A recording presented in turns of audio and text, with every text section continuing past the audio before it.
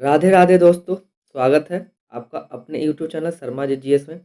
आज हम आपके लिए लेके आए हैं टेस्ट सीरीज 19 18 तक हम लोग कंप्लीट कर लिए हैं। पूरा प्लेलिस्ट बना हुआ है, आप जाकर देख सकते हैं।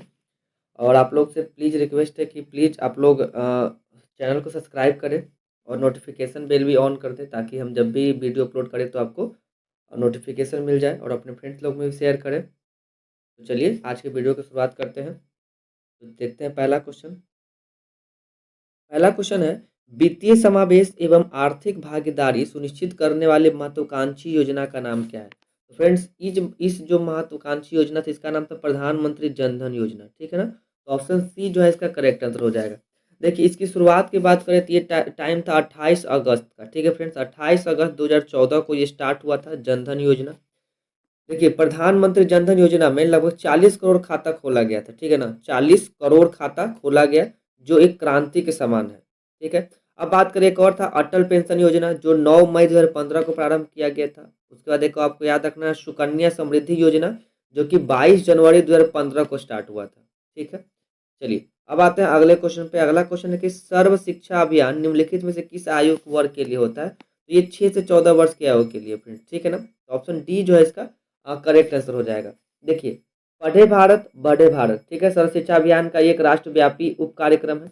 86वें संविधान संशोधन में 6 से 14 वर्ष तक के बच्चों के लिए मुफ्त और अनिवार्य शिक्षा को मौलिक अधिकार बनाया गया था। तो आप इसको भी ध्यान रखेंगे। चलिए, अब आते हैं अगले क्वेश्चन पे। अगला क्वेश्चन है कि शिक्षा का अधिकार अधिनियम 2009 कितनी आयु के बच्चों के लिए लागू किया गया था? तो फ्रेंड्स, आपको पता होना चाहिए, ये जो था ये 6 से 14 वर्ष के आयु के लिए लागू किया गया था। शिक्षा का अधिकार 1 अप्रैल 2010 से लागू हुआ था। ठीक है ना? ये अधिनियम 2009 था, लेकिन लागू कब हुआ था? तो 1 अप्रैल 2010 को। वर्तमान में अगर बात करें मौलिक कर्तव्य का, तो इसकी संख्या 10 है, जो कि अब बढ़ के 11 हो गई, 10 थी 11 हो गई है। इसके तहत 6 से 14 वर्ष के बच्चे के सभी बच्चों को प्राथमिक शिक्षा प्रदान करना माता पिता के अभिभावकों का कर्तव्य माना जाएगा। 29 जुलाई 2020 को नई शिक्षा नीति में लागू किया गया, जिसके तहत 10+2 शिक्षा प्रणाली को 5+3+3+4 में आधारित बनाया गया है। ठीक है। चलिए, अब आते हैं अगले क्वेश्चन पे। अगला क्वेश्चन है, विश्व स्वास्थ्य संगठन का मुख्यालय कहाँ है? तो देखिए, इसका मुख्यालय फ्रेंड जेनेवा में। ठीक है। विश्व स्वास्थ्य संगठन की स्थापना की बात करें तो होती है 1948 में। ठीक है, 1948 में हुई। और अगर हम बात करें विश्व व्यापार संगठन का, तो इसका मुख्यालय भी जेनेवा में ही है। यूनेस्को का मुख्यालय तो पेरिस में मिल जाएगा। ठीक है। देखिए, एक है इम्यूनिटी इंटरनेशनल का मुख्यालय, तो ये लंदन में है। और संयुक्त राष्ट्र संघ हो गया यूनिसेफ, संयुक्त राष्ट्र जनसंख्या कोष का मुख्यालय न्यूयॉर्क में। अंतर्राष्ट्रीय मुद्रा कोष तथा विश्व बैंक का मुख्यालय आपको वाशिंगटन डीसी में देखने को मिल जाएगा। चलिए, अब बढ़ते हैं अगले क्वेश्चन में। अगला क्वेश्चन है कि अलेक्जेंडर फ्लेमिंग को निम्नलिखित में से किस खोज के लिए श्रेय दिया जाता है? तो आपको पता होना चाहिए, जो अलेक्जेंडर फ्लेमिंग थे, ये खोज किए थे फ्रेंड्स किसका? पेंसिलिन का। ठीक है ना? तो देखिए, पेंसिलिन दवा का खोज किए थे। अब उसमें अगर बात करें, एक रॉन्टजन का नाम को याद रखना है आपको, W.K. रॉन्टजन। ये एक्सरे का खोज किए थे। न्यूटन के आपके बारे में पता होगा, वो गुरुत्वाकर्षण का सिद्धांत दिए थे। इंसुलिन की खोज किसने की थी? तो बैंटिंग और बेस्ट ने की थी। तो आप इसको भी ध्यान रखेंगे, ये काफी बार पूछे जाने वाला क्वेश्चन है फ्रेंड्स। चलिए, देखिए, अगर कुछ हम बीमारी और उससे संबंधित खोजों के बारे में बात करें, जैसे पोलियो, तो पोलियो का जो ड्रॉप है उसका ड्रॉप का नहीं, उसका इंजेक्शन का खोज जॉन इसाल्क ने किए थे। जीवाणु का लिवेन हॉक। और अगर बात करें टीकाकरण का, तो एडवर्ड जेनर का था। क्लोरोफॉर्म का, तो ये हैरिसन ने खोजे थे इसको। चलिए, अब बढ़ते हैं अगले क्वेश्चन पे। अगला क्वेश्चन है कि भारतीय संविधान का निम्न में कौन सा अनुच्छेद का यह प्रावधान करता है कि राज्य ग्राम पंचायतों के गठन के संबंध में उचित कदम उठाएगा? देखिए, ग्राम पंचायत संबंधित जो अनुच्छेद, ये 40 अनुच्छेद है। ठीक है। देखिए, भारतीय संविधान का अनुच्छेद 40 ये राज्य के नीति निषेध तत्व का एक हिस्सा है, और अनुच्छेद 40 को एक गांधीवादी दर्शन माना जाता है। ठीक है। अगर भारतीय संविधान का अनुच्छेद हम 243 से 243 न तक, ये ग्राम सभा से संबंधित है, आप इसको भी ध्यान रखेंगे। अब आते हैं अगले क्वेश्चन पे। झूलन गोस्वामी, जिन्होंने हाल ही में अपनी सेवानिवृत्ति की घोषणा की है, वो कौन से खेल खेलती थी? तो वो खेलती है फ्रेंड्स क्रिकेट खेलती है। ठीक है ना? तो ऑप्शन बी जो है इसका करेक्ट आंसर हो जाएगा। वो अपना रिटायरमेंट की घोषणा कर चुकी हैं। और अगर बात करें इनके क्रिकेट इतिहास का, तो ये 12 टेस्ट और 204 वनडे और 68 टी20 मैच खेले इन्होंने। और इन्होंने वनडे में कुल 255 विकेट भी लिया है, जो किसी महिला खिलाड़ी द्वारा वनडे में सबसे लिया जाने वाला सबसे ज़्यादा विकेट है। झूलन गोस्वामी को 2010 में अर्जुन अवार्ड भी मिल चुका है। ठीक है, तो आप इनको ध्यान रखें। अब आते हैं अगले क्वेश्चन पे। अगला क्वेश्चन है, जनगणना 2011 के अनुसार भारत में महिला या पुरुष लिंग अनुपात है। तो फ्रेंड्स ये लिंग अनुपात कितना है? 943 1000, ठीक है ना, 943 1000। देखिए 2001 के जनगणना के अनुसार भारत में लिंगानुपात 933 था, ठीक है। अगर हम बात करें भारत के विश्व के बैंक मतलब विश्व बैंक के अनुसार वर्तमान जो जीवन प्रत्याशा है 69.16 वर्ष है, जिसमें पुरुषों में 68.32 वर्ष और महिलाओं की 70.42 वर्ष। भारत में सबसे ज़्यादा लिंगानुपात वाला राज्य केरल है और सबसे कम लिंगानुपात वाला फ्रेंड्स ये हरियाणा है, ठीक है, आप इसको भी याद रखेंगे।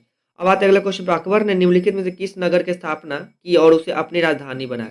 तो अकबर ने फतेहपुर सीकरी का स्थापना किया था फ्रेंड्स, और इसको अपनी राजधानी भी बनाया था। देखिए अगर हम बात करें इसका निर्माण कब किया तो 1571 ईस्वी में, ठीक है ना, 1571 ईस्वी में नई राजधानी फतेहपुर सीकरी का निर्माण कराया गया और गुजरात विजय के उपलक्ष्य में बुलंद दरवाजा का निर्माण फतेहपुर सीकरी में करवाया गया था, ठीक है। अगर बात करें कि आगरा में ताजमहल का निर्माण तो शाहजहां ने अपनी बेगम मुमताज महल की याद में किया। आगरा यमुना नदी किनारे बसा है। अगर बात करें दिल्ली में लाल किले का निर्माण भी तो शाहजहां ने करवाया था और शाहजहां के शासनकाल को मुगल काल का स्थापत्य कला के लिए स्वर्ण युग कहा जाता है, ठीक है। चलिए अब आते हैं अगले क्वेश्चन पे। अगला क्वेश्चन है, प्राचीन काल में गुप्त वकाटक काल की प्रसिद्ध महिला शासिका निम्नलिखित में से कौन थी? तो फ्रेंड्स ये कौन थी? ये थी प्रभावती, ठीक है ना। तो ऑप्शन बी जो है ना इसका करेक्ट आंसर हो जाएगा, ये प्रभावती थी, तो ऑप्शन बी करेक्ट आंसर हो जाएगा। देखिए वकाटक जो वंश है, ठीक है ना, वकाटक वंश की अगर हम बात करें तो इनके संस्थापक बिंद शक्ति थे और रुद्रसेन द्वितीय की मृत्यु के बाद प्रभावती ने वकाटक वंश के शासन में अग्रणी भूमिका अपनी निभाई। चंद्रगुप्त द्वितीय की पुत्री पार्वती का विवाह वटाकट के नरेश रुद्रसेन द्वितीय से हुआ था, ठीक है। यह चंद्रगुप्त द्वितीय की पुत्री थी। कुबेर नाग एवं कुमार देवी चंद्रगुप्त द्वितीय की पत्नी थी और राजश्री हर्षवर्धन की बहन थी, तो ये भी आप ध्यान रखेंगे। चलिए अब आते हैं अगले क्वेश्चन पे। 11 नंबर क्वेश्चन है, अधिकार परीक्षा का क्या अर्थ होता है? देखिए ये रीट है, ठीक है ना, ये जो सुप्रीम कोर्ट या हाई कोर्ट जारी करता है, तो इसका मतलब होता है किस अधिकार से। अधिकार परीक्षा अगर बात करें इसका मतलब होता है किस अधिकार से। ये 5 तरह का रीट जारी करती है। अगर बात करें सुप्रीम कोर्ट, तो सुप्रीम कोर्ट आर्टिकल 32 के तहत और हाई कोर्ट तो हाई कोर्ट 226 के तहत 5 तरह के रीट जारी कर सकते हैं।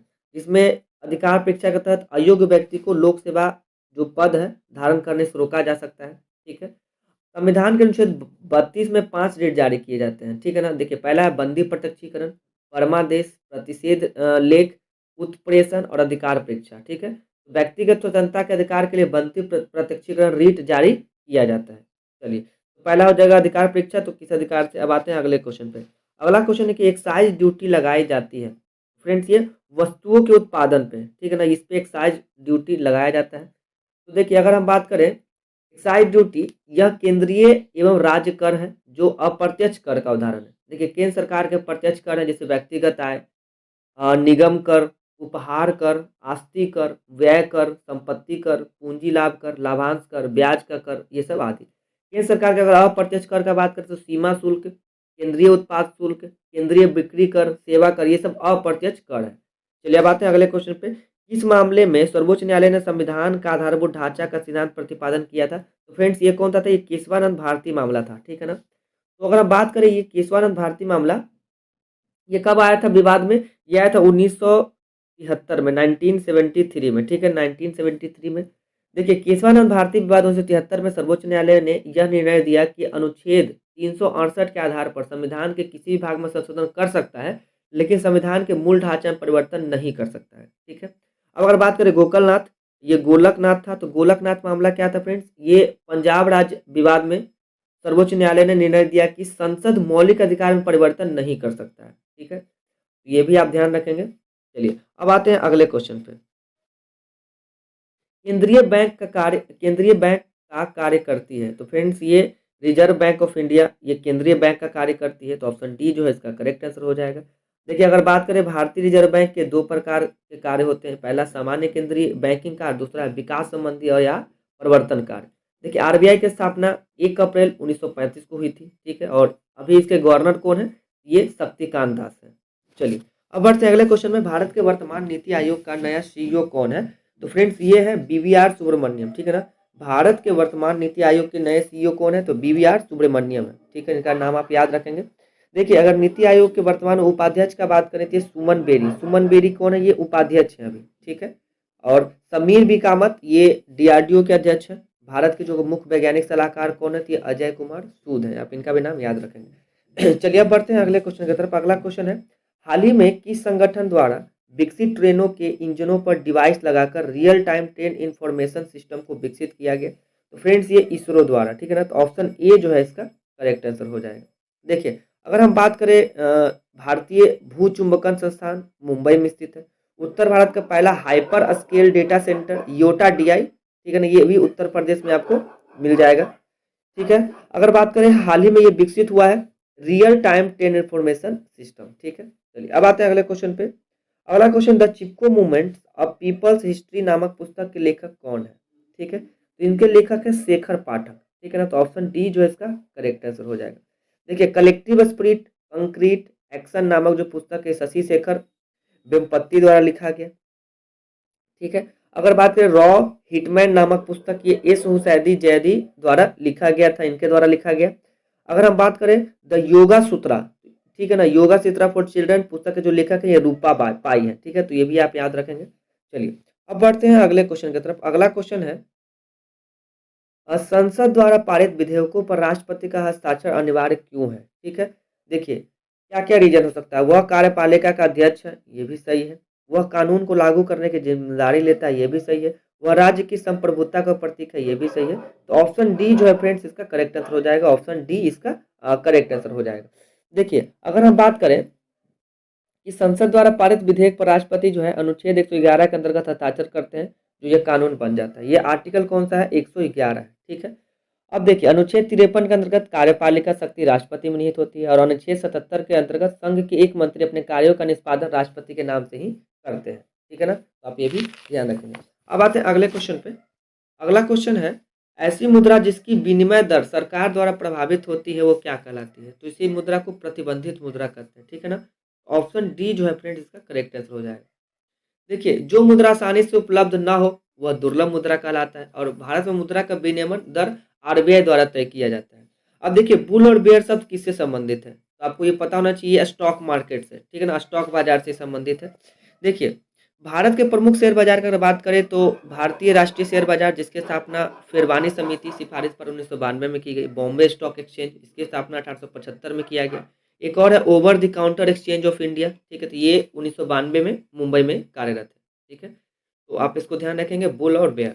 चलिए अब आते हैं अगला क्वेश्चन। अगला क्वेश्चन है कि राज्य चुनाव आयोग नगर पालिका चुनाव किस अनुच्छेद के अधीन संचालित व नियंत्रित करता है तथा उसका अधीक्षण करता है? तो फ्रेंड्स ये अनुच्छेद 243 जे ए, ठीक है ना, ये हो जाएगा ऑप्शन ए इसका करेक्ट आंसर हो जाएगा। अनुच्छेद 243 जेड। ठीक है, देखिए अनुच्छेद 243 के अंतर्गत पंचायती राज के चुनाव संबंधित उपबंध है। अगर बात करें 245 के अंतर्गत तो संसद द्वारा राज्यों के विधानमंडलों द्वारा बनाए गए विधियों का विस्तार से संबंध है, तो आप इसको भी ध्यान रखेंगे। अब आते हैं अगले क्वेश्चन पे। अगला क्वेश्चन है 22 नंबर क्वेश्चन, कौन सी समिति आपराधिक राजनीतिज्ञ और नौकरशाही संबंध पर गठित किया गया था?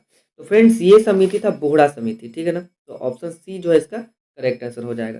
देखिए बोहड़ा समिति जो है ये कब आया, इसका रिपोर्ट कब सबमिट हुआ था? तो 1993 में, 1993 में। ठीक है ना, इसका रिपोर्ट 1993 में आया था, तो आप इसको ध्यान रखेंगे। अगर हम बात करें तारकुंडे समिति का, तो यह इंद्रजीत गुप्ता समिति का संबंध चुनाव सुधार से था, ये तारकुंडे समिति। ठीक है, अगर दिनेश गोस्वामी समिति की बात करें तो चुनावी खर्चा से संबंध में था। अगर के संथाना समिति की बात करें तो सीबीसी रिपोर्ट 1964 में किया गया था, उस पर था ये। तो चलिए अब आते हैं अगले क्वेश्चन पे। बिहार का कौन सा जिला है जहां महिलाओं की संख्या पुरुष से अधिक है? तो फ्रेंड्स ये कौन सा जिला हो जाएगा? तो ये हो जाएगा गोपालगंज, जहाँ लिंगानुपात सबसे ज्यादा है। ऑप्शन सी जो है इसका ये करेक्ट आंसर हो जाएगा। ठीक है, ये 2011 के जनगणना के अनुसार है 1021। ठीक है, अगर बात करें यहाँ पे लिंगानुपात का, और बिहार में सबसे कम लिंगानुपात फ्रेंड्स मुंगेर जिले का है 876। ठीक है, मुंगेर जिला। ठीक है, आप इसको भी ध्यान रखेंगे। अगर बात करें बिहार में सर्वाधिक साक्षर जिला तो वो रोहतास है, जबकि न्यूनतम साक्षर जिला ये पूर्णिया जिला का है। बिहार का सर्वाधिक जनसंख्या घनत्व वाला जिला शिवहर हो जाएगा, जबकि न्यूनतम जनसंख्या घनत्व वाला कैमूर हो जाएगा। चलिए अब आते हैं अगले क्वेश्चन पे। अगला क्वेश्चन है, भारत सरकार ने निम्नलिखित में से किस शासक ने अपना प्रतीक लेकर भारत सरकार ने निम्नलिखित में से किस शासक से अपना प्रतीक लेकर अपनाया है? तो फ्रेंड्स ये अशोक। ठीक है ना, ऑप्शन सी जो है इसका करेक्ट आंसर हो जाएगा। ठीक है, अशोक के जो सारनाथ का जो सिंह है, उसे सिंह का जो स्तंभ है, उसे भारत का राजकीय चिन्ह के रूप में अपनाया गया। अगर बात करें पुलकेशिन II का, तो ये चालुक्य वंश का सबसे महानतम शासक था पुलकेशिन II। कनिष्क ये कुषाण वंश के शासक थे। अगर बात करें कृष्णदेव राय, तो कृष्णदेव राय चालुक्य वंश के सॉरी तुलु वंश के शासक थे और ये विजयनगर साम्राज्य के महानतम शासक थे। इसको भी इनके बारे में आप ध्यान रखेंगे। अब आते हैं अगला क्वेश्चन कि दीपावली घोषणा किसने और कब की थी। तो फ्रेंड्स ये किया था लॉर्ड इरविन ने 1929 में, ठीक है ना, दीपावली घोषणा। ठीक है, लॉर्ड इरविन 1929 में ये घोषणा किया था और लॉर्ड इरविन का कार्यकाल का बात करें तो 1926 से लेके 1931 तक ये रहा था, ठीक है ना, पहले गोलमेज सम्मेलन तक। देखिए लॉर्ड इरविन के समय निम्नलिखित पर कुछ घटनाएं आपको बता दें। साइमन कमीशन का गठन 1927 में, बटलर समिति आती है 1927 में, नेहरू रिपोर्ट 1928 में, दीपावली घोषणा किया गया था 1929 में, ठीक है ना, 1929 में। अब बात करें कांग्रेस का लाहौर अधिवेशन, ये भी इसी के कार्यकाल में होता है। पूर्ण स्वराज का संकल्प 1929, दांडी मार्च और सविनय अवज्ञा आंदोलन 1930, पहला गोलमेज सम्मेलन 1930 और गांधी इरविन पैक्ट 1931, ठीक है, तो ये सब इसके कार्यकाल में हुआ, तो आप ये सब ध्यान रखेंगे। अब बढ़ते हैं अगले क्वेश्चन की तरफ।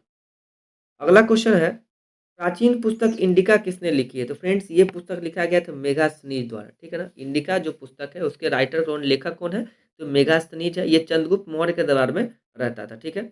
अगर बात करें तो इस पुस्तक से हमें मौर्य वंश के प्रशासन की जानकारी मिलती है। कौटिल्य ने अर्थशास्त्र नामक पुस्तक की रचना की, जिससे मौर्यकालीन प्रशासनिक व्यवस्था की जानकारी मिलती है। आर्यभट्ट ने आर्यभट्टियम यानी कि सूर्य सिद्धांतिका नामक पुस्तक लिखी थी, ग्रंथ लिखी थी। इन्होंने बताया कि पृथ्वी सूर्य के चारों ओर घूमती है। चलिए अब आते हैं अगले क्वेश्चन पे। फ्रांसीसी क्रांति का नारा क्या था। तो फिर फ्रांसीसी क्रांति का नारा था स्वतंत्रता, समानता और बंधुता, ठीक है ना। ऑप्शन बी जो है इसका करेक्ट आंसर हो जाएगा।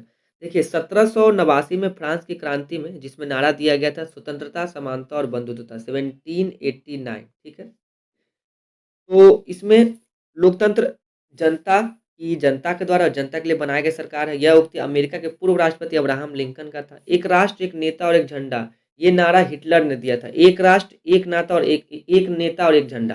फ्रांस की राज्य क्रांति 1789 ईस्वी में लुई 16वां के शासनकाल में हुई थी, आप इसको भी ध्यान रखें। अब आते हैं अगले क्वेश्चन पे। अगला क्वेश्चन, विश्व का सबसे बड़ा द्वीप कौन सा है। तो अगर देखिए विश्व के सबसे बड़े द्वीप की बात करें तो ये द्वीप कौन सा हो जाएगा फ्रेंड्स, ये हो जाएगा ग्रीनलैंड। तो ऑप्शन सी जो है इसका करेक्ट आंसर हो जाएगा। देखिए ग्रीनलैंड कहाँ है, तो ये आर्कटिक महासागर में स्थित है। और इसके बात करें न्यूजीलैंड के उत्तरी द्वीप, तो ये प्रशांत महासागर में स्थित है। श्रीलंका हिंद महासागर में स्थित है और मेडागास्कर जो ये भी हिंद महासागर में स्थित है।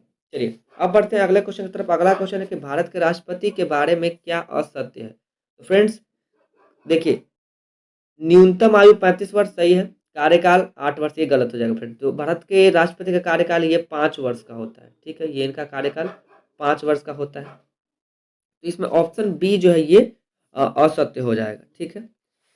देखिए अगर उनकी योग्यताएं की बात करें तो वह भारत का नागरिक हो, 35 वर्ष की आयु पूरी कर चुके हो, ठीक है, उसके बाद लोकसभा का सदस्य निर्वाचित किए जाने की योग्यता हो और चुनाव के समय किसी भी लाभ के पद पर वो नहीं होने चाहिए।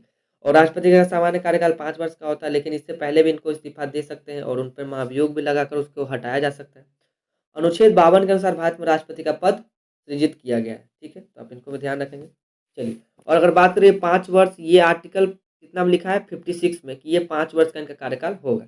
चलिए अब आते हैं अगले क्वेश्चन पे। अगला क्वेश्चन है कि स्वतंत्र भारत के प्रथम भारतीय गवर्नर जनरल कौन थे। तो फ्रेंड्स ये कौन थे, ये से सी राजगोपालचारी, ठीक है ना, ऑप्शन ए इनका करेक्ट आंसर हो जाएगा। देखिए सी आर फॉर्मूला 1944 में राजा जी राजगोपाल द्वारा लाया गया था। स्वतंत्र भारत के प्रथम कमांडर इन चीफ ये जनरल करियप्पा थे और भारत के प्रथम मुख्य न्यायाधीश ये हीरालाल जे कानी है। और 1945 में श्री एम एन रॉय ने जन योजना बनाई थी, तो आप इसको भी ध्यान रखेंगे। अब आते हैं दिलवाड़ा के जैन मंदिर का निर्माण किसने करवाया था। तो फ्रेंड्स ये करवाया था चालुक्यों ने, ठीक है ना, तो ऑप्शन सी जो है इसका करेक्ट आंसर हो जाएगा। देखिए दिलवाड़ा का जैन मंदिर ये कहाँ है, ये गुजरात के में है और गुजरात के चालुक्य वंश के शासक भीम वन के सामंत बिमल शाही द्वारा करवाया गया था, जो राजस्थान के माउंट आबू पर्वत पर स्थित है, ठीक है। दिलवाड़ा का जैन मंदिर श्वेत मार्बल से बना मंदिर है। यह मंदिर अपने नक्काशी के लिए जाना जाता है, ठीक है। अगर बात करें तो चंदेल शासक के द्वारा खजुराहो का मंदिर का निर्माण किया गया, चंदेल चंदेल शासक के द्वारा। और अगर बात करें द्रविड़ शैली की जो चरमावस्था ये चोल शासकों के समय मंदिर में देखा जाता है। देखिए द्रविड़ जो शैली दक्षिण भारत की मंदिर है और अगर नागर बात करें तो ये उत्तर भारत की मंदिरों की शैली है। चलिए तो दिलवाड़ा के जैन मंदिर कहाँ है, ये आपके राजस्थान के माउंट आबू पर्वत पे है। तो ये बनवाया किसके गया? तो चालुक्य के द्वारा। चलिए अब बढ़ते हैं अगला क्वेश्चन पे। अगला क्वेश्चन है कि राष्ट्रपति को निम्नलिखित में से शपथ कौन दिलाता है? तो राष्ट्रपति को देखिए शपथ कौन दिलाते हैं? तो आप ये इजी सा क्वेश्चन है। इसका करेक्ट आंसर क्या हो जाएगा? ऑप्शन ए भारत के मुख्य न्यायाधीश। और ये कौन सा आर्टिकल? ये शपथ का आर्टिकल 60 के बारे में चर्चा किया गया है। ठीक है। राष्ट्रपति को भारत का मुख्य न्यायाधीश शपथ दिलाता है, लेकिन राष्ट्रपति अपना त्यागपत्र उपराष्ट्रपति को देते हैं, आप ध्यान रखेंगे। और राष्ट्रपति के अनुच्छेद 61 के अनुसार महाभियोग के द्वारा भी राष्ट्रपति को हटाया जा सकता है। राष्ट्रपति को शपथ ग्रहण राष्ट्रपति दिलवाते हैं। तो आप ये भी उपराष्ट्रपति को जो शपथ ग्रहण ये राष्ट्रपति दिलवाते हैं। चलिए अब आते हैं अगले क्वेश्चन पे कि दोहरी शासन नीति को किसने समाप्त किया था? तो ये समाप्त किया था लॉर्ड कैनिंग ने। ठीक है, लॉर्ड कैनिंग ने इसको समाप्त किया था। 1784 में बोर्ड ऑफ कंट्रोल की स्थापना किया गया और भारत शासन एक्ट 1858 के द्वारा बोर्ड ऑफ कंट्रोल को समाप्त कर दिया गया, जो कंपनी के राजनीतिक मामलों में सर्वोच्च थी। अगर बंगाल में द्वैत शासन की समाप्ति की बात करें तो वारिंग हेस्टन ने किया, और राज्य में द्वैत शासन की समाप्ति 1935 के भारत शासन एक्ट के द्वारा होती है। चलिए अब आते हैं अगले क्वेश्चन पे कि भारत के नए केंद्रीय सतर्कता आयुक्त कौन बने हैं? तो फ्रेंड्स ये बने हैं प्रवीण कुमार श्रीवास्तव। ठीक है ना, तो ऑप्शन बी जो है ये करेक्ट आंसर हो जाएगा। देखिए वर्ष 1964 में केंद्रीय सतर्कता आयोग की स्थापना हुई थी, 1964 में। ठीक है, और के संथानम समिति की रिपोर्ट पर सीबीसी की स्थापना किया गया था। आप ये भी ध्यान रखेंगे, के संथानम रिपोर्ट। ठीक है, के संथानम समिति। अब आते हैं अगले क्वेश्चन पे। अगला क्वेश्चन है कि पेरियार परियोजना किस राज्य में स्थित है? तो फ्रेंड्स ये केरल में है। ठीक है ना, ये केरल में पेरियार प्रोजेक्ट, ये केरल में पेरियार नदी पर स्थित है। मैटूर प्रोजेक्ट कर्नाटक में कृष्णा नदी पे स्थित है। और अगर बात करें सरदार सरोवर बांध तो गुजरात में है, ये नर्मदा नदी पर स्थित है। चलिए अब बात करते हैं 36 नंबर क्वेश्चन का।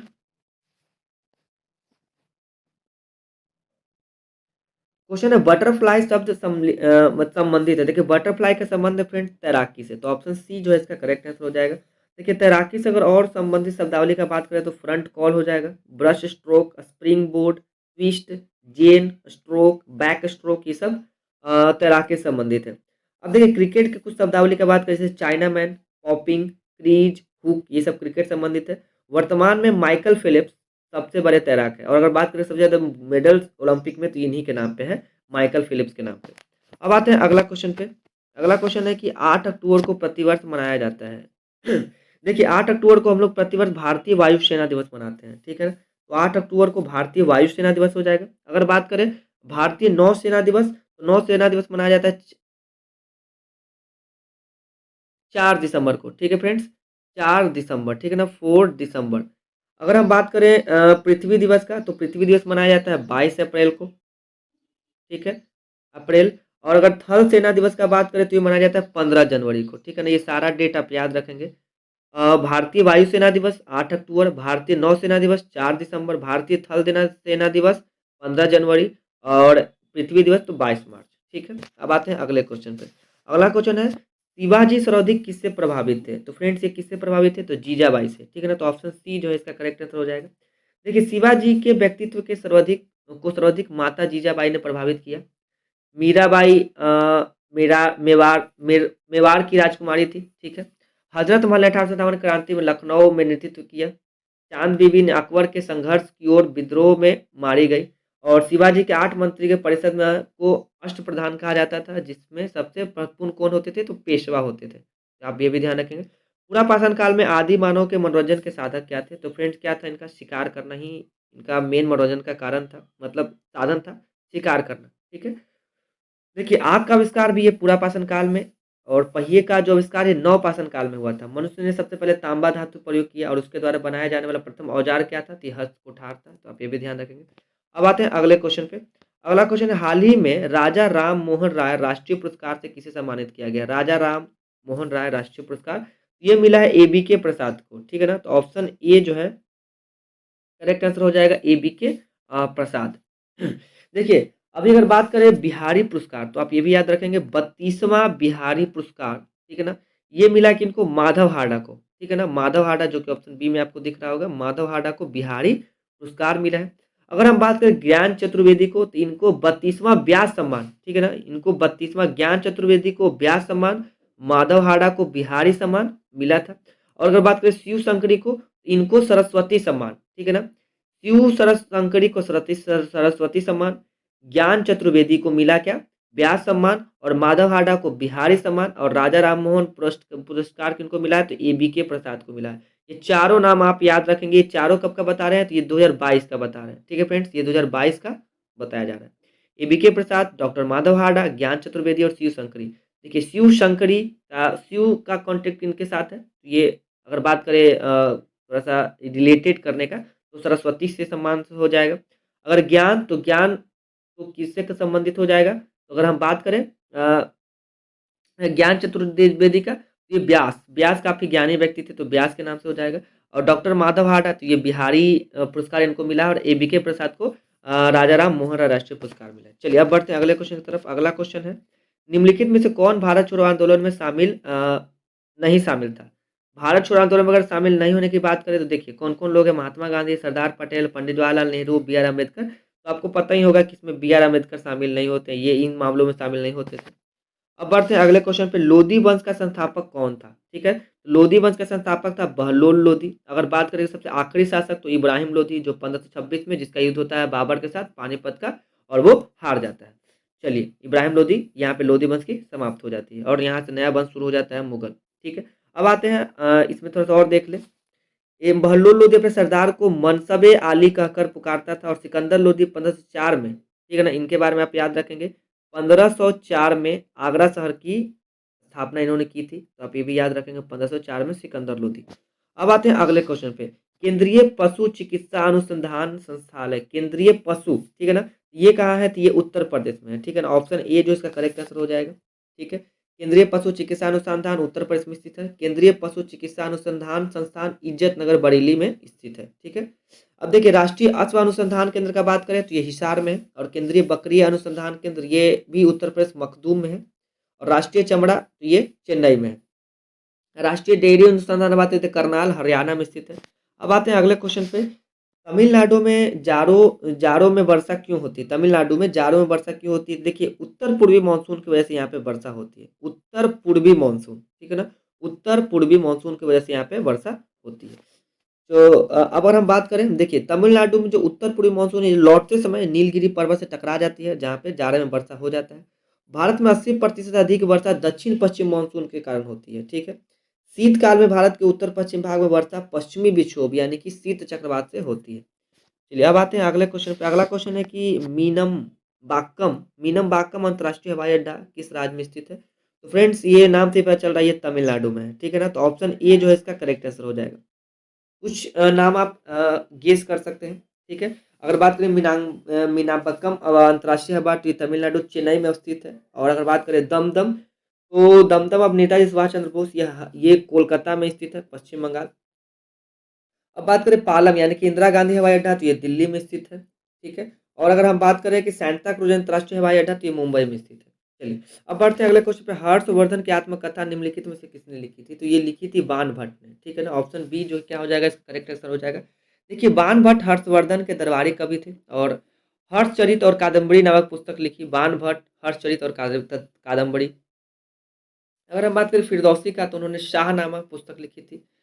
और अगर हम बात करें वराह मिहिर का, तो वराह मिहिर ने पंचसिद्धिका नामक पुस्तक लिखी। वराह मिहिर गुप्त काल के प्रसिद्ध खगोल शास्त्री थे। इनके प्रसिद्ध ग्रंथ है बृहद संहिता और पंच सिद्धांतिका। ठीक है, चलिए अब आते हैं अगले क्वेश्चन पे। अगला क्वेश्चन, के अंतर्राष्ट्रीय मैन बुकर पुरस्कार के लिए चयनित होने वाला पहला हिंदी उपन्यास रेत समाधि टॉम ऑफ सैंड के रूप में किसके द्वारा अनुवाद किया गया था, जिसे मैन बुकर अंतर्राष्ट्रीय पुरस्कार द्वारा बाइज दिया गया था? तो फ्रेंड्स ये कौन थे?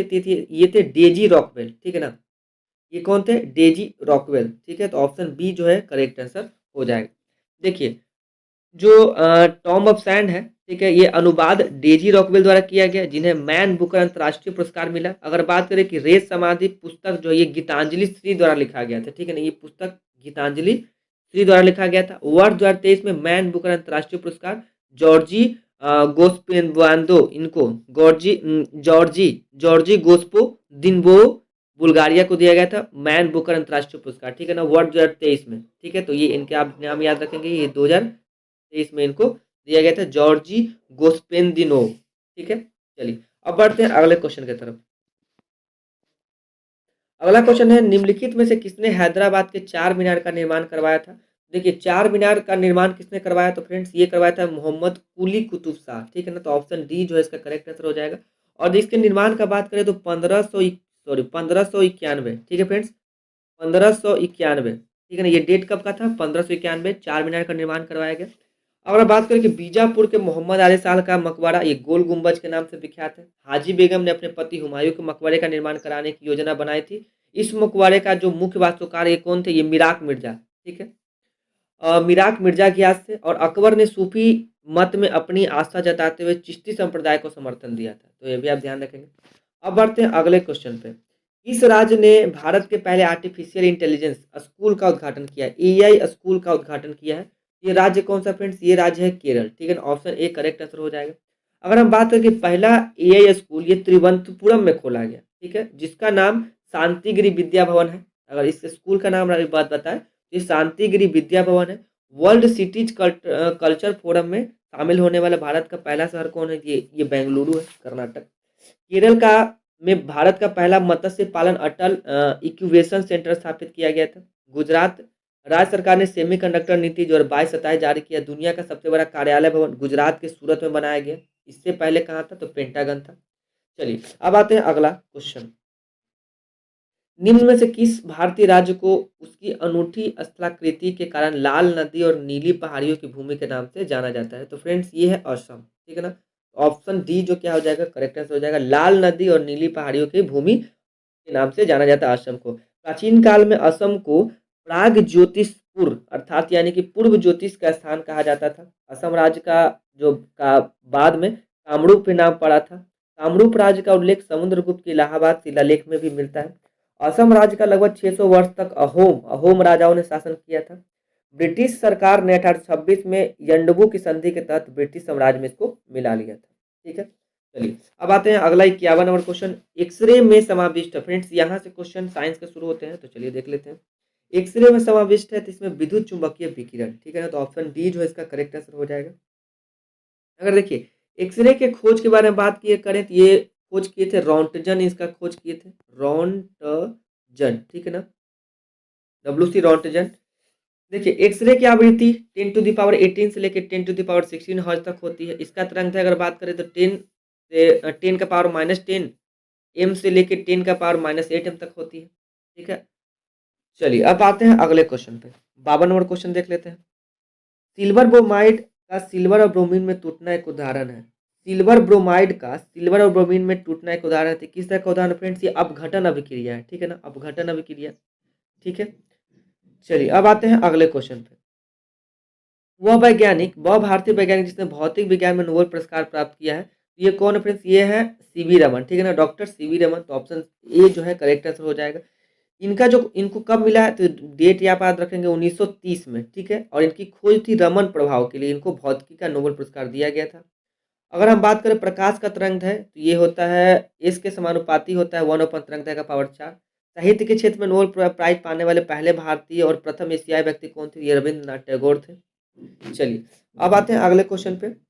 यदि किसी व्यक्ति को पीठ पर चोट लगी हो तो कृत्रिम श्वास देने की कौन सी विधि का प्रयोग किया जाता है? अगर पीठ पे चोट लगा हो, देखिए ये विधि है सैफर विधि। देखिए सैफर विधि होता क्या है कि इसमें सबसे पहले पीड़ित को पेट के बल लिटा दिया जाता है और उसके सिर को किसी एक करवट कर दिया जाता है और पीड़ित के नीचे सीने के नीचे पतला तकिया रखा जाता है। और जब पीड़ित के सीने पर चोट लगा हो तब सिल्वेक्टर विधि का प्रयोग किया जाता है, ठीक है ना।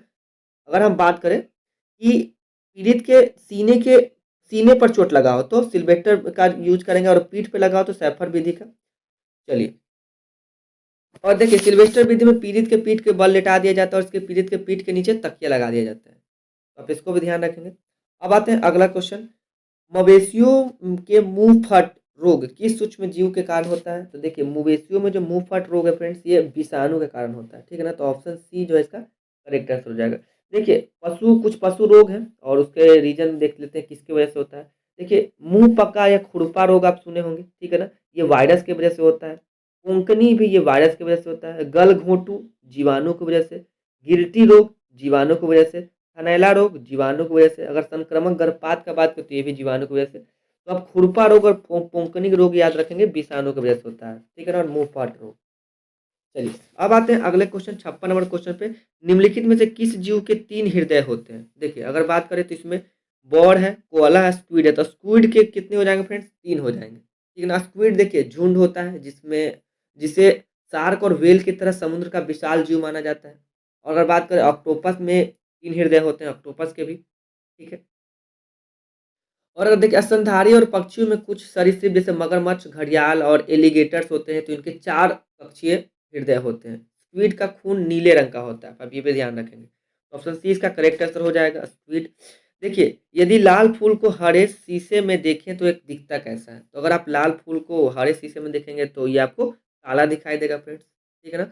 ऑप्शन बी जो है इसका करेक्ट आंसर हो जाएगा, ठीक है। देखिए लाल, हरा, नीला को पृथ्वी रंग कहा जाता है। लाल, हरा, नीला, ठीक है। लाल, हरा, नीला। चलिए अब आते हैं अगले क्वेश्चन पे। यदि किसी कार के टायर में हवा का दाब कम हो तो परिणाम होगा।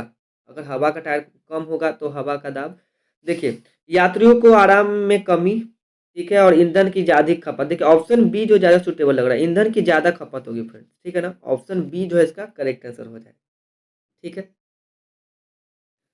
चलिए अब आते हैं अगले क्वेश्चन में। अगला क्वेश्चन है कि वातानुकूलित में किन पैरामीटर को नियंत्रित किया जाता है? वातानुकूलित में हम लोग वायु का ताप और आर्द्रता दोनों को नियंत्रित करते हैं फ्रेंड, ठीक है ना। ऑप्शन सी जो है इसका करेक्ट आंसर हो जाएगा। देखिए ताप बढ़ने पर अपेक्षित आर्द्रता भी क्या हो जाती है? बढ़ जाती है। इन दोनों को नियंत्रित कर लिया जाता है। देखिए सूर्य की ऊर्जा का स्रोत क्या है? सूर्य की ऊर्जा के स्रोत की बात करते हैं नाभिकीय संलयन, ठीक है ना, न्यूक्लियर फिजन, ठीक है। तो ऑप्शन सी जो है इसका करेक्ट आंसर हो जाएगा। अब आते हैं अगले क्वेश्चन पे। क्वेश्चन नंबर 61 है।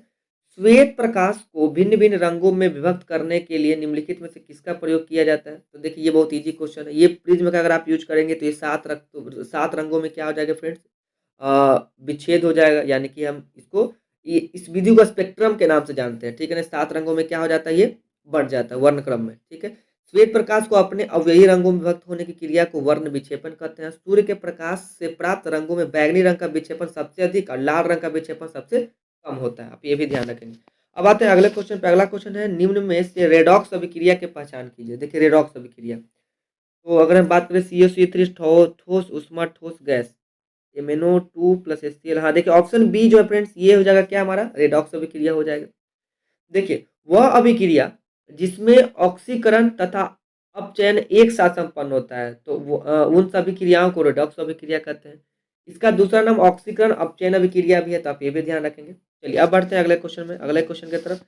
विद्युत चुंबक का प्रयोग किया जाता है। विद्युत चुंबक का प्रयोग किसमें किया जाता है फ्रेंड्स? तो ये किया जाता है कॉलिंग बेल में, ठीक है ना। तो ऑप्शन ए जो इसका करेक्ट आंसर हो जाएगा कॉलिंग बेल, यानी कि आहवन घंटी। विद्युत चुंबक का जो यूज है आहवन घंटी में किया जाता है। चलिए अब बढ़ते हैं अगला क्वेश्चन पे। अगला क्वेश्चन है कि पानी में अंशतः डूबी हुई छड़ी मुड़ी हुई प्रतीत होती है, तो ये कैसा किस वजह से होता है? तो ये अपवर्तन के कारण होता है फ्रेंड, ठीक है ना। तो ऑप्शन बी जो है इसका करेक्ट आंसर हो जाएगा, ये अपवर्तन के कारण मुड़ी हुई दिखाई देती है। देखिए पानी में डूबी हुई छड़ी का टूटा हुआ या टेढ़ा प्रतीत होना, ये मछली का पानी की गहराई में होना परंतु अपने वास्तविक गहराई से ऊपर उठा हुआ दिखाई देना, पानी में भरी हुई बाल्टी के तल पर स्थित सिक्के पर का थोड़ा ऊपर उठा हुआ प्रतीत होना, ये सब किसके कारण है? ये सब अपवर्तन के कारण है। चलिए अब आते हैं अगले क्वेश्चन पे। अगला क्वेश्चन है कि एक डायोड क्या होता है? केवल एक दिशा में चलन करता है ऑब्वियसली। ऑप्शन ए जो है फ्रेंड्स ये करेक्ट हो जाएगा। देखिए डायोड अगर बात करें तो ये ऋजुकारी रूप में प्रयोग होता है। डायोड बल्ब जो है AC को DC में बदलता है, आप इसको भी ध्यान रखेंगे। अब आते हैं अगला क्वेश्चन। कृत्रिम वर्षा के लिए बादलों में कौन सा यौगिक छिड़का जाता है? देखिए कृत्रिम वर्षा के लिए हम लोग सिल्वर आयोडाइड यानी कि AgL, ठीक है ना। ऑप्शन सी जो है फ्रेंड्स करेक्ट आंसर हो जाएगा, सिल्वर आयोडाइड का हम लोग छिड़काव करते हैं, ठीक है, कृत्रिम वर्षा कराने के लिए। सिल्वर क्लोराइड को हम लोग हॉर्न सिल्वर के नाम से जानते हैं, ठीक है ना, सिल्वर क्लोराइड। और इसका प्रयोग फ्रेंड्स फोटोक्रोमेटिक कांच बनाने में होता है। सिल्वर ब्रोमाइड जो है इसका उपयोग फोटोग्राफी में होता है। और पारा को क्विक सिल्वर के नाम से भी जानते हैं, ठीक है। तो कृत्रिम वर्षा के लिए क्या हो जाएगा? सिल्वर आयोडाइड यानी कि AgI। चलिए अब बढ़ते हैं अगले क्वेश्चन पे। अगला क्वेश्चन है कि घुमंतु पशु चारण में चरवाहे अपने जानवरों के साथ एक स्थान से दूसरे स्थान पर के लिए निर्धारित मार्गों के भ्रमण करते हैं, तो ये चारे और पानी के लिए फ्रेंड्स, उनको और चाहिए क्या? चारा और पानी के लिए वो घूमते रहते हैं, ठीक है। देखिए, घुमंतू वे लोग होते हैं अपने निर्वाह के लिए एक स्थान से दूसरे स्थान घूमते रहते हैं। भारत के घुमंतू में अधिकांश भेड़, बकरी और पशुओं को पालते हैं। और भारत में जम्मू कश्मीर, हिमाचल प्रदेश में जो गुज्जर बकरवाल हैं, ये गद्दी, भोटिया, शेरपा, किन्नौर ये सब लोग रहते हैं। चलिए अब आते हैं, किस द्रव को द्रव स्वर्ण कहते हैं? किस पदार्थ को द्रव स्वर्ण कहते हैं? तो फ्रेंड्स, पेट्रोलियम गैस, तेल को, ठीक है ना। पेट्रोलियम तेल को द्रव स्वर्ण के नाम से जाना जाता है, ठीक है। देखिए, कुछ और भी इसमें उपनाम है, जैसे कि काला सोना, ये पेट्रोलियम तेल को ही कहते हैं। सोने का रेशा जूट को कहा जाता है। काला हीरा कोयले को कहा जाता है। चलिए अब बढ़ते हैं अगले क्वेश्चन की तरफ। अगला क्वेश्चन है कि डोलोमाइट का सूत्र क्या होगा? तो डोलोमाइट का सूत्र होता है कैल्शियम मैग्नाइट कार्बोनेट, ठीक है ना। CaMgCO3, ठीक है। तो ऑप्शन बी जो है इसका करेक्ट आंसर हो जाएगा। डोलोमाइट का ही सूत्र होता है। अगर हम बात करें CaO है बिना बुझा हुआ चूना, ठीक है। अगर हम बात करें CaO यानी कैल्शियम हाइड्रोक्साइड का, तो ये बुझा हुआ चूना है और ये कैल्शियम कार्बोनेट है। आप इसको भी ध्यान रखेंगे। देखिए, निम्न में से कौन सा एक ऊष्मीय इंजन नहीं है? तो ऊष्मीय इंजन कौन नहीं हो जाएगा? डीजल इंजन है, भाप टरबाइन है, गैस चालित इंजन भी है, पवन चक्की, ठीक है ना। ये ऊष्मीय इंजन नहीं है फ्रेंड, ठीक है। तो ऑप्शन डी इसका क्या हो जाएगा? करेक्ट आंसर हो जाएगा। ये पवन के वेग के फलस्वरूप प्रतिक्रिया करता है, ठीक है। तो आप इसको ध्यान रखेंगे। और अगर बात करें कि ऊर्जा का सर्व प्रमुख स्रोत क्या है, तो ये सूर्य है। और सूर्य क्या है? तो एक तारा है। चलिए अब बढ़ते हैं अगले क्वेश्चन पे। निम्न में सबसे अधिक कठोर कौन सा है? अगर आप सभी ऑप्शन को पढ़ते हैं तो देखिए, पहला ऑप्शन है माइल्ड स्टील, फिर है high speed steel, cast iron और कांच। तो देखिए, इसमें अगर सबसे कठोर पदार्थ का बात करें तो वो हो जाएगा हाई स्पीड स्टील, ठीक है। सबसे कठोर पदार्थ इस मतलब इसमें हो जाएगा।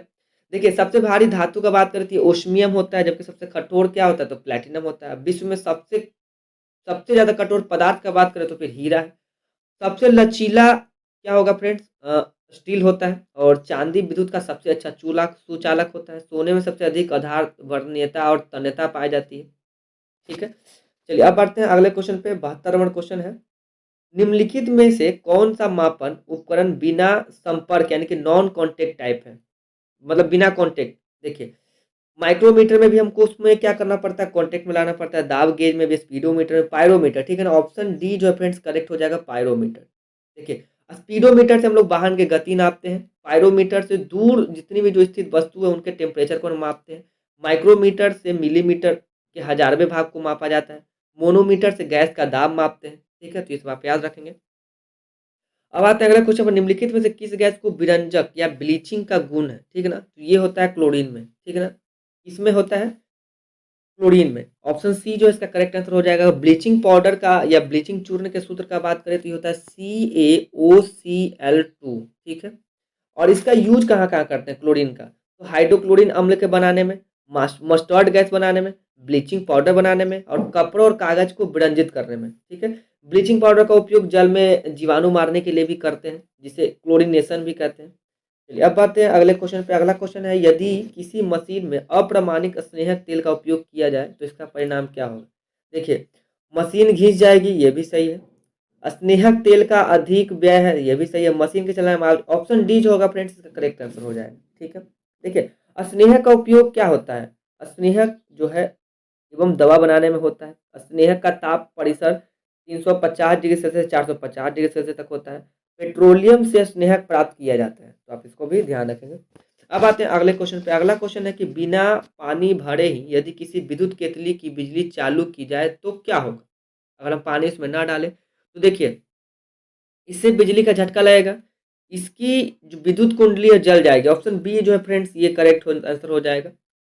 देखिए, यदि विद्युत केतली में आप बिना पानी भरे बिजली चालू कर देते हैं तो विद्युत केतली की जो विद्युत कुंडली यानी कि इलेक्ट्रिक कॉइल है वो जल जाएगी। सामान्यतः विद्युत कुंडली जो है लोह क्रोमियम यानी एल्युमिनियम का बना होता है।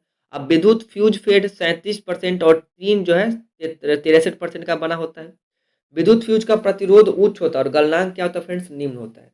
चलिए अब आते हैं अगले क्वेश्चन पे। अगला क्वेश्चन है 76वां क्वेश्चन। अब फ्रेंड्स यहाँ से मैथ के क्वेश्चन शुरू होते हैं, तो चलिए एक एक करके हम आपको इसका आंसर बता देते हैं। बाकी डिटेल वीडियो तो आ ही रहा है। आप लोग सपोर्ट करें फ्रेंड्स, और वीडियो को लाइक करना बिल्कुल ना भूलें। आप लोग लाइक कीजिए और अपने दोस्त लोग को भी शेयर कीजिए। और जैसे ही ये सेट खत्म होता है तो फिर हम इसका दूसरा सेट चलाएंगे और हम बिहार दरोगा का भी सेट शुरू करने वाले हैं यहाँ से। तो इसका बिहार दरोगा का जो एग्जाम है फ्रेंड्स ये 17 और 18 दिसंबर को है। तो उससे पहले हम रुक्मणी पब्लिकेशन का पूरा खत्म करने का कोशिश करेंगे। आप लोग बने रहिए साथ में। चलिए 76 नंबर का देख लेते हैं। इसका अगर आंसर का बात करें तो ऑप्शन नंबर डी इसका करेक्ट आंसर हो जाएगा। 77 का ऑप्शन नंबर बी हो जाएगा। 78 देख लीजिए, 78 का ऑप्शन नंबर सी हो जाएगा। 79 का ऑप्शन नंबर सी हो जाएगा। 80 का भी ऑप्शन नंबर सी हो जाएगा, 24 सेंटीमीटर। 81 का ऑप्शन नंबर ए हो जाएगा, 28%। 82 का हो जाएगा फ्रेंड्स ऑप्शन नंबर ए। 83 का हो जाएगा ऑप्शन नंबर डी।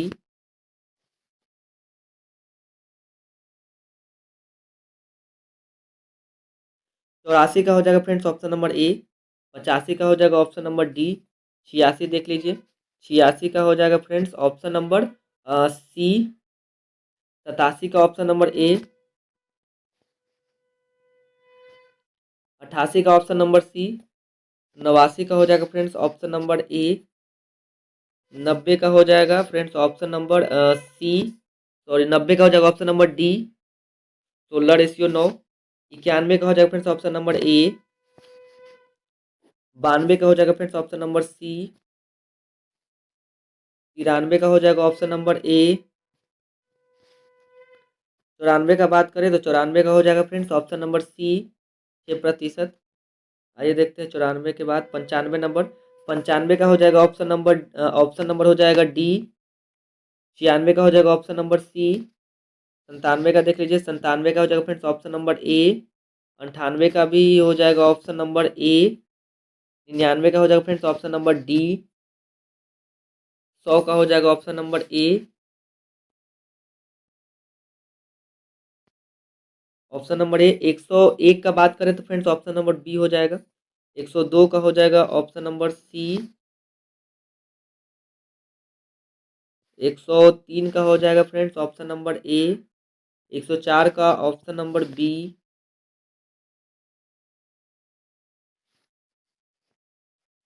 105 देख लीजिए,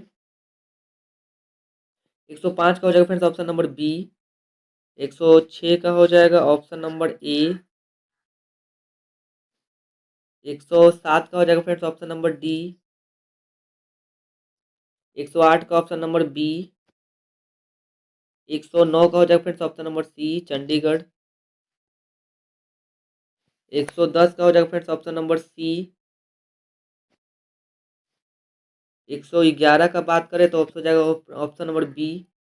112 का ऑप्शन नंबर ए। 113 का ऑप्शन नंबर बी। 114 का ऑप्शन नंबर डी। 115 का देख लेते हैं फ्रेंड्स ऑप्शन नंबर बी हो जाएगा। 116 का ऑप्शन नंबर सी हो जाएगा। 117 का ऑप्शन नंबर बी। 118 का बात करें तो 118 का भी हो जाएगा ऑप्शन नंबर 118 का हो जाएगा ऑप्शन बी। 119 का हो जाएगा फ्रेंड्स ऑप्शन बी। 120 का हो जाएगा ऑप्शन नंबर बी। चलिए 121 नंबर देख लेते हैं। 121 का हो जाएगा ऑप्शन नंबर डी, इनमें से कोई नहीं। 122 का हो जाएगा फ्रेंड्स बी, 25। 123 का हो जाएगा फ्रेंड्स ऑप्शन नंबर डी, भतीजी या भांजी। 124 नंबर देख लीजिए। 124 का हो जाएगा फ्रेंड्स ऑप्शन नंबर डी। 125 का बात करें तो ऑप्शन नंबर ए। 126 का हो जाएगा फ्रेंड्स ऑप्शन नंबर सी।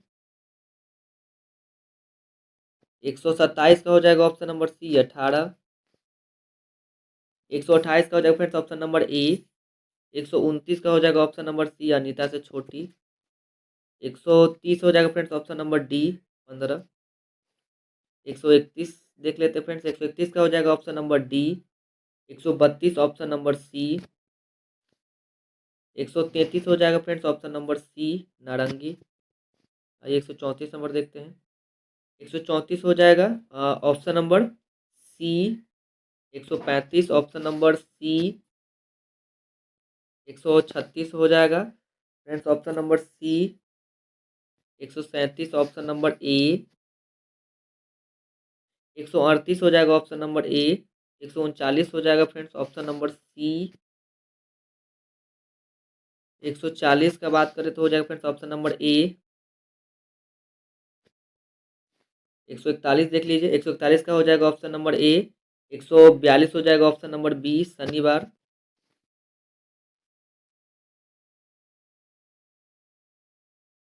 143 हो जाएगा फ्रेंड्स ऑप्शन नंबर सी।